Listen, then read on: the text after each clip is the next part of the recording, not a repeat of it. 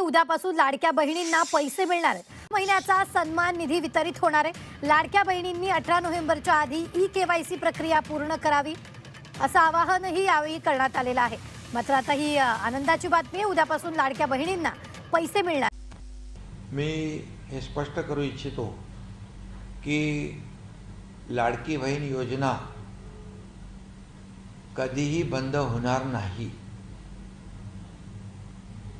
कारण आमच्या महायुती सरकारने लाडकी बहीण योजना सुरू केली केवळ आणि केवळ त्यांच्या जीवनामध्ये परिवर्तन यावं, त्यांचं जीवन सुखी समृद्धी आनंदी व्हावं आणि ते स्वतःच्या पायावर आमच्या लाडक्या बहिणी उभ्या राहाव्या यासाठी आम्ही निर्णय महायुती सरकारने घेतला।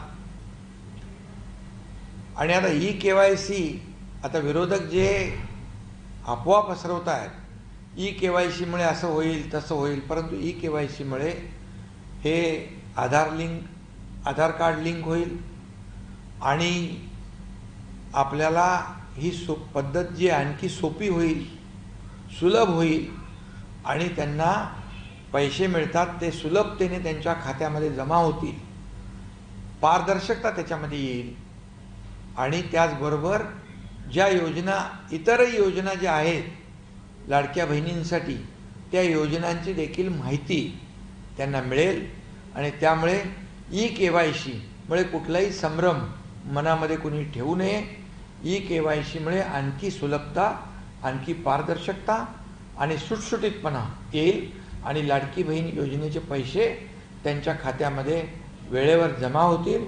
आणि पुन्हा एकदा मी सांगतो, विरोधकांच्या अफवांवर कुणीही विश्वास ठेवू नये।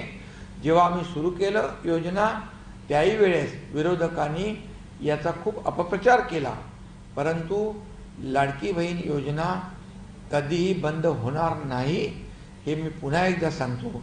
कारण मुख्यमंत्री माझी लाडकी बहीण योजना ही गेम चेंजर योजना ठरली आणि या महाराष्ट्रामध्ये जे लँडस्लाइड विक्ट्री जी मिळाली त्याच्यामध्ये लाडकी बहीण योजनेचं देखील सिंहाचा वाटा आहे। त्यांचा सगळ्यांचा सर्वसामान्य लोकांच्यामुळेच या महाराष्ट्रामध्ये विधानसभेमध्ये लँडस्लाइड विक्ट्री मिळाली। त्यामुळे ज्या योजना आमची सुरू केल्यात त्या कधीही बंद होणार नाही। ज्या योजनांची आम्ही घोषणा केली आहे त्या देखील आम्ही टप्प्याटप्प्याने सुरू करणार।